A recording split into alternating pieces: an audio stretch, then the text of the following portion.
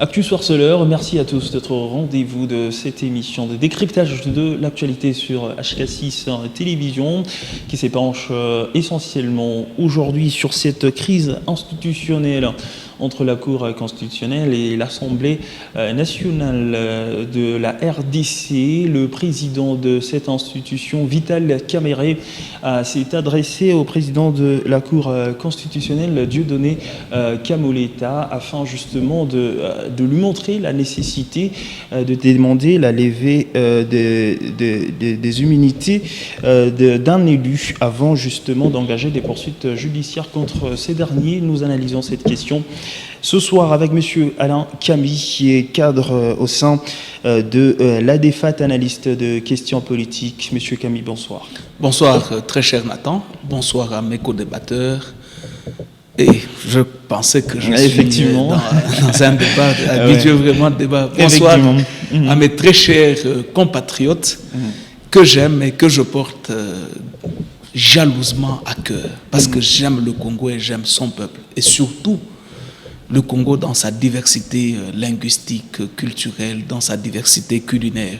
J'aime bien ma nation. Et surtout même quand il s'agit de la musique congolaise, de sa diversité en politique. Donc le Congo est tellement beau à mes yeux que je l'aime et que je le porte à cœur. Et son contenu, mes compatriotes que j'aime bien. Effectivement, le Congo, on parle République encore ce soir, avec cette crise institutionnelle d'emblée pour commencer.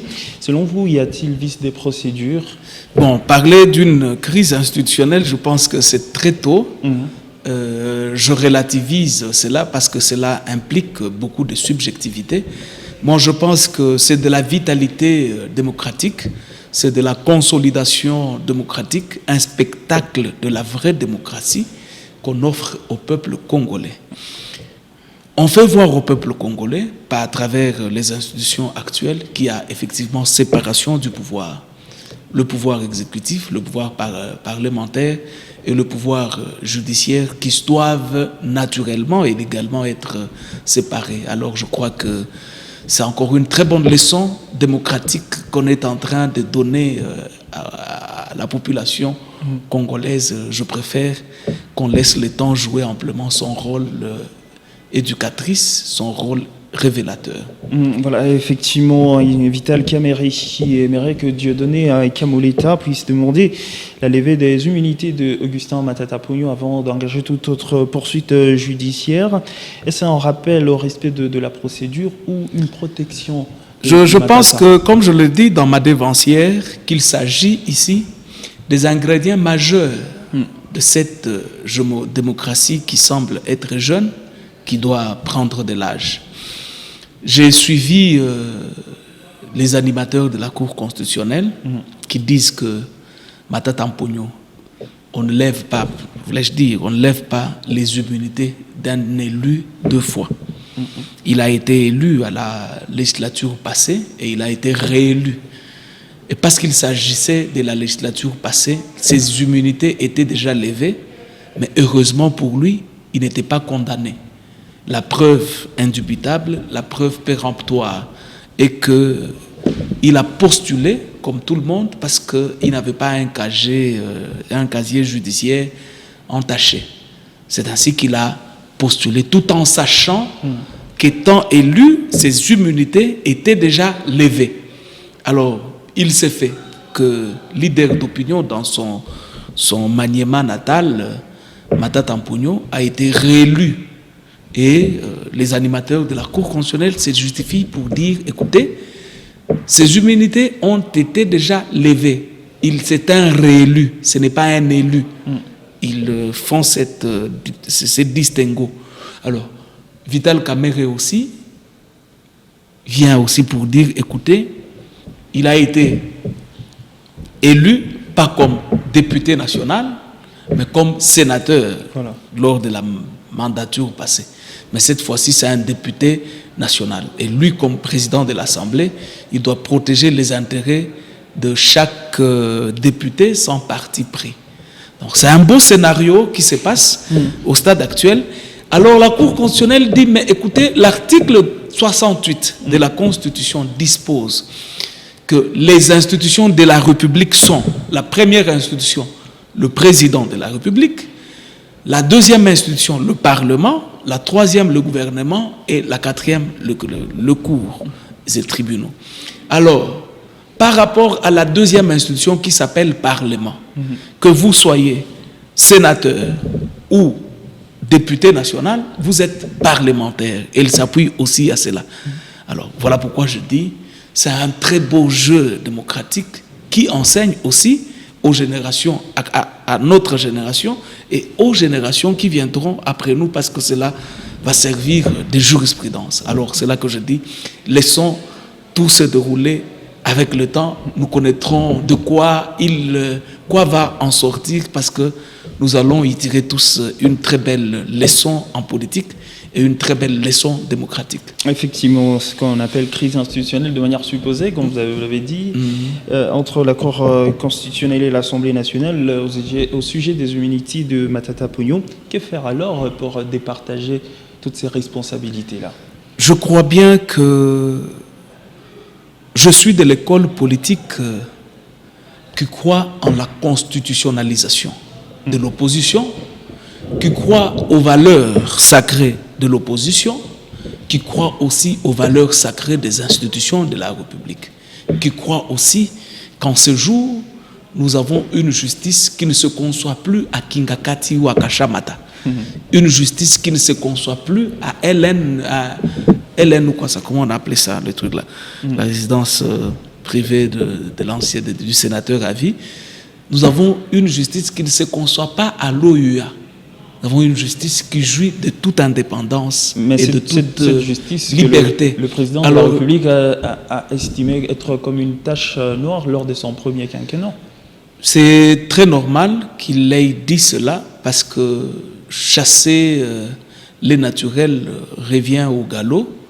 Paris ne s'est pas fait en un jour. Le président de la République rêve d'une justice irréprochable, chose qu'il n'a pas trouvée lors de sa prise du pouvoir. Et le parcours de 1000 milieux commence toujours par un pas, comme on l'a dit. Je crois bien qu'avec ces chocs thérapeutiques qu'il donne à la justice, il y a lieu de croire qu'elle est indépendante et elle est en train de s'améliorer nuit et jour pour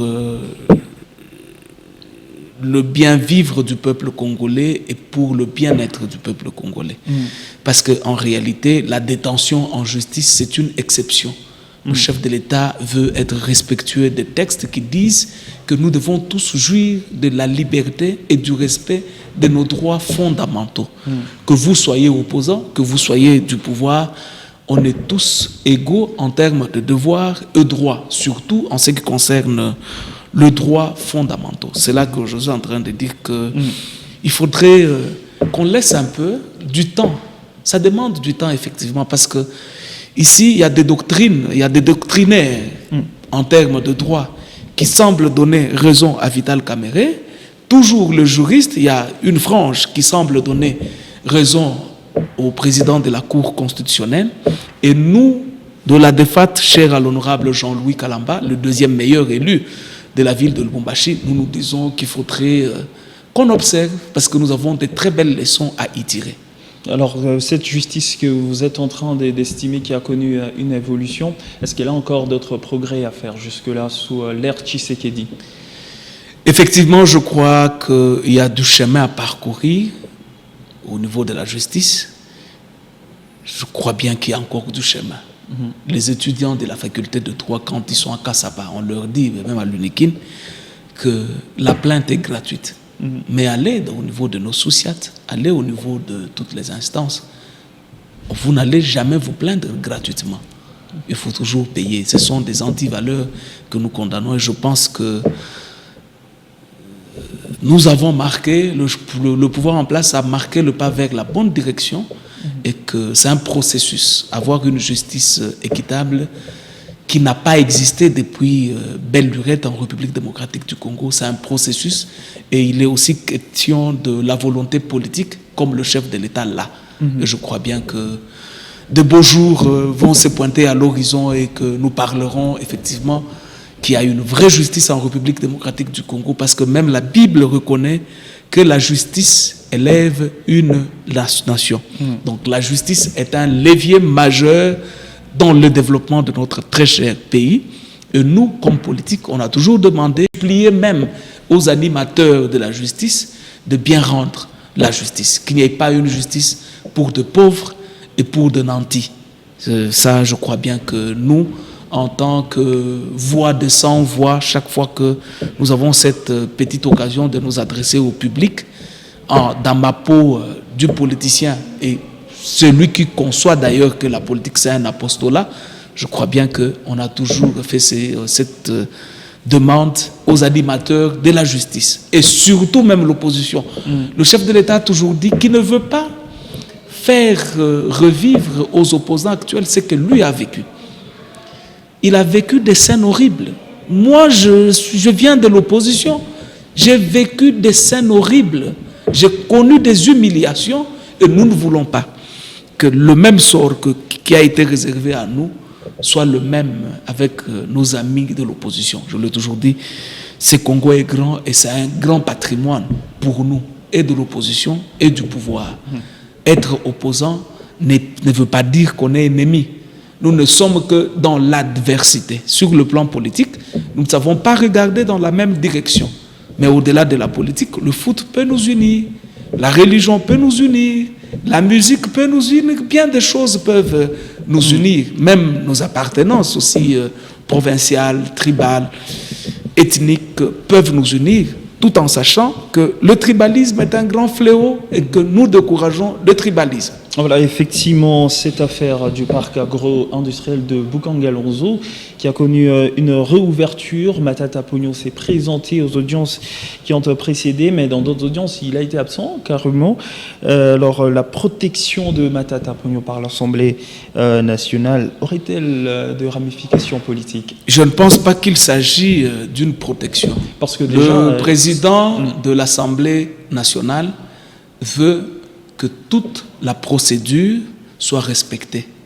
Mais de l'autre côté, il y a un son de cloche le contredisant qui lui dit que, cher président de l'Assemblée, la procédure a été bel et bien suivie. Donc il y a des petites nuances d'ordre idéologique, d'ordre, je crois bien, d'école juridique. Je crois bien que le violent vont s'accorder par rapport à cela. Mais creusons l'abcès. Je crois bien que l'époque où les hommes forts, plus que les institutions, a sonné son glas avec l'avènement Félix-Antoine Tshisekedi, président de la République. Tous devant la loi, nous devons nous incliner.